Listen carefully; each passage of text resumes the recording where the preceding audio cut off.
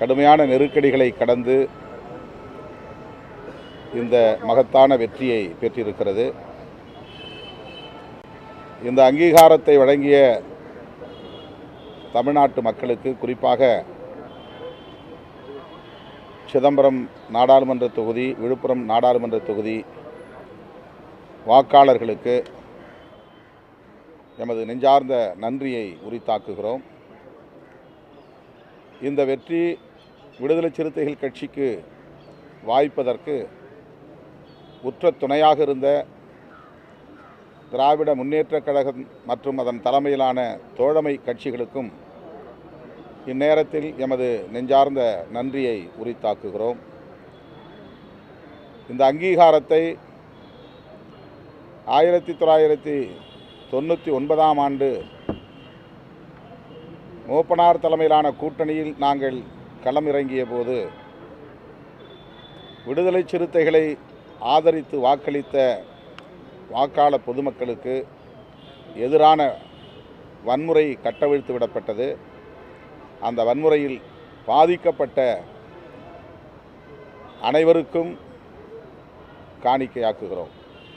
அதிலே இரத்தம் சிந்தியவர்கள், சிறை சென்று சொல்லனா துயரத்தை சந்தித்தவர்கள்,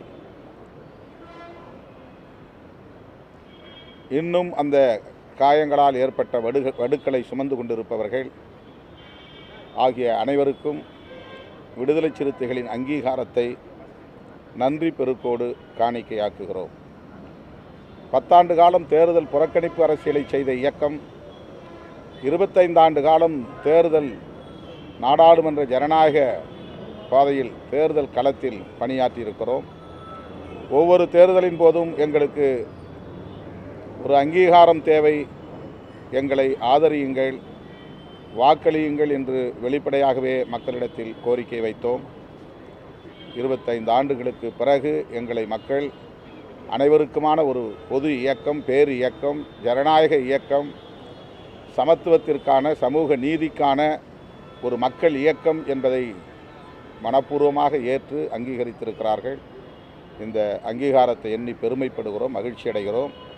எங்கள் நன்றி பெருக்கை அனைவருக்கும் பகிர்ந்து கொள்கிறோம். ஊடகவியலாளர்களுக்கும் எங்களது நெஞ்சார்ந்த நன்றியை தெரிவித்துக் கொள்கிறோம்.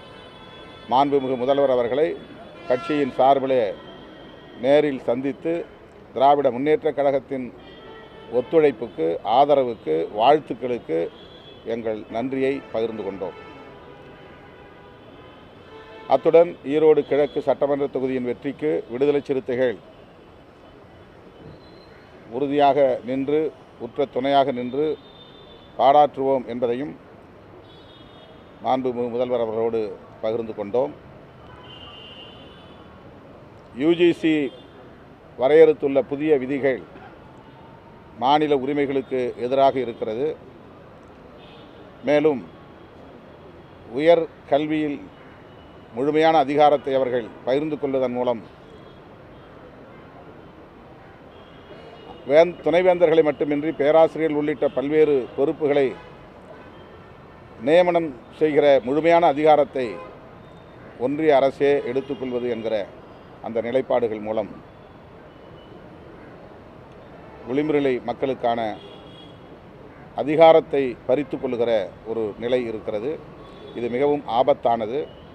ஆகவே இதனை எதிர்த்து இந்திய அளவில் இந்தியா கூட்டணி எதிர்வினை ஆற்ற வேண்டும். அதற்கான முன்முயற்சியை தமிழ்நாடு அரசு, குறிப்பாக முதலமைச்சர் அவர்கள் மேற்கொள்ள வேண்டும் என்கிற வேண்டுகோளை விடுத்திருக்கிறோம்.